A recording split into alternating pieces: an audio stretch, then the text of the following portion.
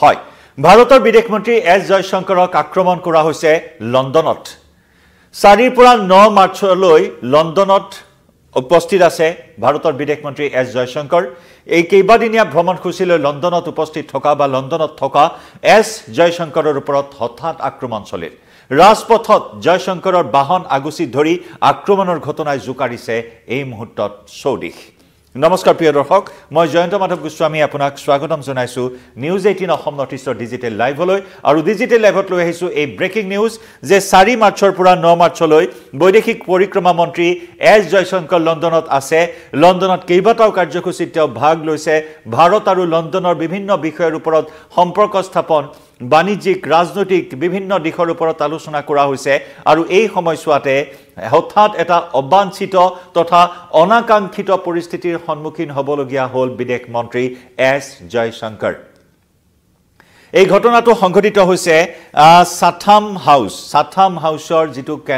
venue আছিল সেই ভেনুটোত এক বিশেষ বৈঠকত মিলিত হৈছিল বিদেশ মন্ত্ৰী এছ জয়শংকৰ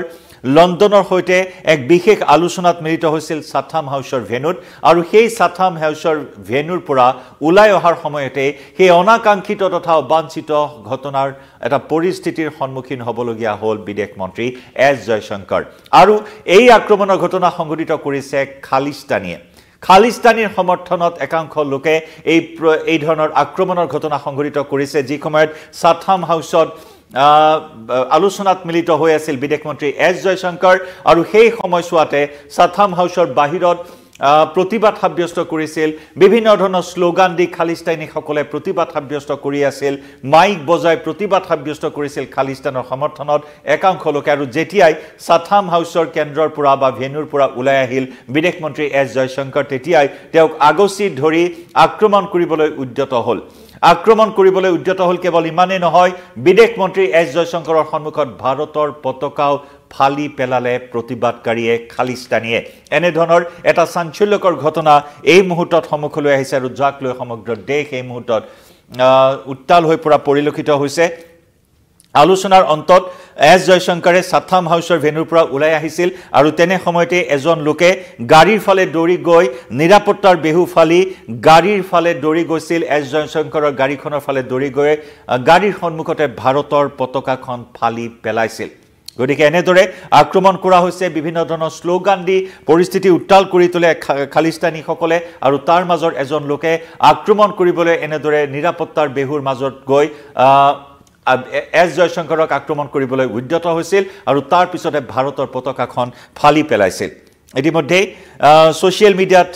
তেনে কিছু দৃশ্য পোহৰলৈ অহা দেখিবলৈ পোৱা হৈছে আনহাতে আক্ৰমণাত্মক যি ৰূপ ধাৰণ কৰিছিল লোকজনে মন্ত্ৰীগৰাকীৰ কনভয়ৰ ফালে দৌৰি গৈছিল আৰু প্ৰথমে মন্ত্ৰীগৰাকীৰ কনভয়ত সোমাই গৈ মন্ত্ৰীগৰাকীক আক্ৰমণৰ চেষ্টা চলাইছিল আৰু তাৰ পিছত বিভিন্ন প্ৰতিবাদী স্লোগান দি ত্ৰিৰংগা পতাকা ফালি পেলাইছিল সেইজন আক্ৰমণাত্মক ৰূপ ধৰা প্ৰতিবাদকাৰীয়ে খালিস্তানী উগ্ৰপন্থীয়ে এছ জয়শংকৰৰ লণ্ডন ভ্ৰমণত ব্যাঘাত জন্মোৱাৰ এই খবৰ য'ত নিৰাপত্তাৰ দিশ এই মুহূৰ্তত নিৰাপত্তাত কৰবাত ফুপুলা স্বৰূপ আছিল নেকি কৰবাত খুৰুঙা আছিল নেকি কৰবাত বিসংগতি আছিল নেকি তাকে লৈ প্ৰশ্ন উত্থাপন হৈছে য'ত নেকি খালিস্তানী উগ্ৰপন্থীয়ে এছ জয়শংকৰৰ লণ্ডন ভ্ৰমণত ব্যাঘাত জন্মাবৰ বাবে এই কাণ্ড সংঘটিত কৰা বুলি জানিব পৰা হৈছে আমি পুনৰ জনাইছো সাথাম হাউছৰ পৰা ওলাই আহোতে এজন লোকে নিজৰ গাড়ীৰ ফালে দৌৰি গৈ আৰক্ষী বিষয়াৰ সন্মুখতে ভাৰতীয় পতাকা ফালি পেলাইছিল আৰু তাৰ পিছত আৰক্ষীয়ে পৰিস্থিতি নিয়ন্ত্ৰণ কৰিবলৈ সক্ষম হ'ল যি ঘটনাই এই মুহূৰ্তত নিৰাপত্তাৰ দিশটো উন্মোচিত কৰিছে যে ভাৰতৰ বিদেশ মন্ত্ৰী এগৰাকী কিয় এনেদৰে আক্ৰমণৰ সন্মুখীন হ'বলগীয়া হ'ল লণ্ডনৰ ৰাজপথত সাথাম হাউছৰ দৰে এটা গুৰুত্বপূৰ্ণ স্থানত এই প্ৰশ্ন এই মুহূৰ্তত চৰ্চা লাভ কৰা পৰিলক্ষিত হৈছে 4 মাৰ্চৰ পৰা 9 মাৰ্চলৈ লণ্ডনত উপস্থিত বিদেশ মন্ত্ৰী এছ জয়শংকৰ লণ্ডন ভ্ৰমণসূচী এই 5 দিনীয়া লণ্ডন ভ্ৰমণসূচীৰে তেওঁ লণ্ডনত উপস্থিত হৈ প্ৰথম দিনটোতে এনে এক অবাঞ্ছিত ঘটনাৰ সন্মুখীন হ'বলগীয়া হ'ল বিদেশ মন্ত্ৰী এছ জয়শংকৰ উল্লেখযোগ্য যে জয়শংকৰে ব্ৰিটেইনৰ বৈদেশিক সচিব ডেভিড লেমিৰ সৈতে বিস্তৃত আলোচনাত মিলিত হয় য'ত সমন্বয় দুই দেশৰ মাজত সমন্বয় ৰাজনৈতিক সহযোগিতা বাণিজ্যিক আলোচনা শিক্ষা প্ৰযুক্তি গতিশীলতা আৰু জনসাধাৰণৰ মাজত বিনিময়কে ধৰি বিভিন্ন দ্বিপাক্ষিক বিষয় সামৰি লৈছিল এই আলোচনাত বা এই বিষয়সমূহ সামৰি লৈ এই 5 দিনীয়া ভ্ৰমণসূচী লৈ লণ্ডনলৈ গৈছিল বিদেশ মন্ত্ৰী এছ জয়শংকৰ আৰু চাথাম হাউচত আলোচনাৰ সময়ত এছ জয়শংকৰে এই বিষয়সমূহৰ ওপৰত আলোচনাত মিলিত হৈছিল লগতে এটা বিশেষ সাক্ষাৎকাৰত এছ জয়শংকৰক কাশ্মীৰ প্ৰসংগটো প্ৰশ্ন কৰা হৈছিল বিশেষকৈ প্ৰধানমন্ত্ৰী নৰেন্দ্ৰ মোদীয়ে আমেৰিকাৰ ৰাষ্ট্ৰপতি ডোনাল্ড ট্ৰাম্পৰ শান্তি স্থাপনৰ বাবে যি পদক্ষেপ গ্ৰহণ কৰিছে বৰ্তমান তাৰ পৰা সহায় লৈ পাকিস্তানৰ সৈতে কাশ্মীৰ সমস্যা সমাধান কৰিব পাৰিবনে নাই চাথাম হাউচত সাক্ষাৎকাৰত সেই প্ৰশ্ন বিদেশ মন্ত্ৰী এছ জয়শংকৰক কৰা হৈছিল আনহাতে 370 অনুচ্ছেদ বাতিল সেই প্ৰসংগটো আলোচনা কৰা হয় চাথাম হাউচত নিৰ্ণায়ক ভূমিকা ভাৰতে ইতিমধ্যে কাশ্মীৰ সমস্যা বা কাশ্মীৰৰ বিভিন্ন ইস্যু সমাধানৰ বাবে 370 অনুচ্ছেদ বাতিলৰ ওপৰতো মতামত প্ৰকাশ কৰে বিদেশ মন্ত্ৰী এছ জয়শংকৰে আনহাতে বিভিন্ন বিষয় পাকিস্তান আৰু ভাৰতৰ মাজৰ সম্পৰ্কৰ ওপৰতো আলোচনা কৰা হয় সেই বৈঠকত মুঠৰ ওপৰত বিভিন্ন বিষয় গুৰুত্বপূৰ্ণ বিভিন্ন বিষয় লৈ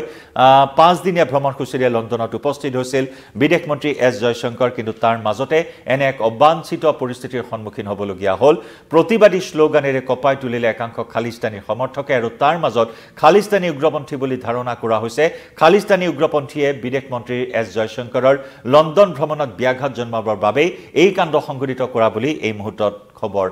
পোহৰলৈ আহিছে উল্লেখযোগ্য যে ভাৰতে শেহতীয়াকৈ খালিস্তানীৰ বিৰুদ্ধে কঠোৰ পদক্ষেপ গ্ৰহণ কৰা পৰিলক্ষিত হৈছে বিশেষকৈ হৰদীপ সিং নিজ্জৰৰ হত্যাকাণ্ডৰ পাছতে কানাডা আৰু ভাৰতৰ মাজৰ সম্পৰ্ক অত্যন্ত তিক্ততাপূৰ্ণ হোৱা পৰিলক্ষিত হৈছিল একে সময়তে গুৰপতৱন্ত সিং পন্নুৰ হত্যাৰ চেষ্টা চলোৱা কেন্দ্ৰ কৰি আমেৰিকা আৰু ভাৰতৰ মাজৰো সম্পৰ্কক লৈ কিছু এটা জটিল পৰিস্থিতি অহা পৰিলক্ষিত হৈছিল লগতে খালিস্তানীৰ বিৰুদ্ধে কানাডাত ভাৰতে অভিযান চলোৱা আৰু অভিযোগ আনি কানাডাই ভাৰতৰ বিৰুদ্ধে বিভিন্ন ধৰণৰ মন্তব্য কৰা পৰিলক্ষিত হৈছিল মোস্ট ওয়ান্টেড দীঘলীয়া তালিকা ইতিমধ্যে ভাৰতে প্ৰস্তুত কৰিছিল খালিস্তানীসকলৰ এখন দীঘলীয়া তালিকা যি খালিস্তানীয়ে দেশ অস্থিৰ কৰাৰ বিভিন্ন পৰিকল্পনা গ্ৰহণ কৰি আছিল যি গুৰপতৱন্ত সিং পন্নুৱে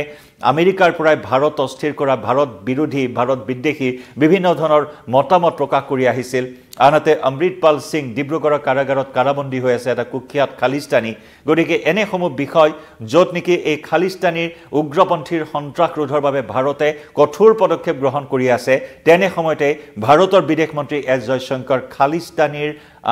প্ৰতিবাদৰ সন্মুখীন হ'বলগীয়া হ'ল খালিস্তানীৰ আক্ৰমণৰ সন্মুখীন হ'বলগীয়া হ'ল আৰু ভাৰতৰ পতাকা বিদেশ মন্ত্ৰীৰ আগত ফালি পেলালে খালিস্তানী এজন আক্ৰমণাত্মক ৰূপ ধাৰণ কৰি এজন লোকে আৰু যাক লৈ এতিয়া তীব্ৰ প্ৰতিক্ৰিয়া তথা চাঞ্চল্য অব্যাহত আছে প্ৰিয় দৰ্শক এই বিষয়ত কিভাৱে জনাব পাৰে আপোনাৰ মতামত এই মুহূৰ্তত লাইভৰ পৰা বিদায় লৈছো ধন্যবাদ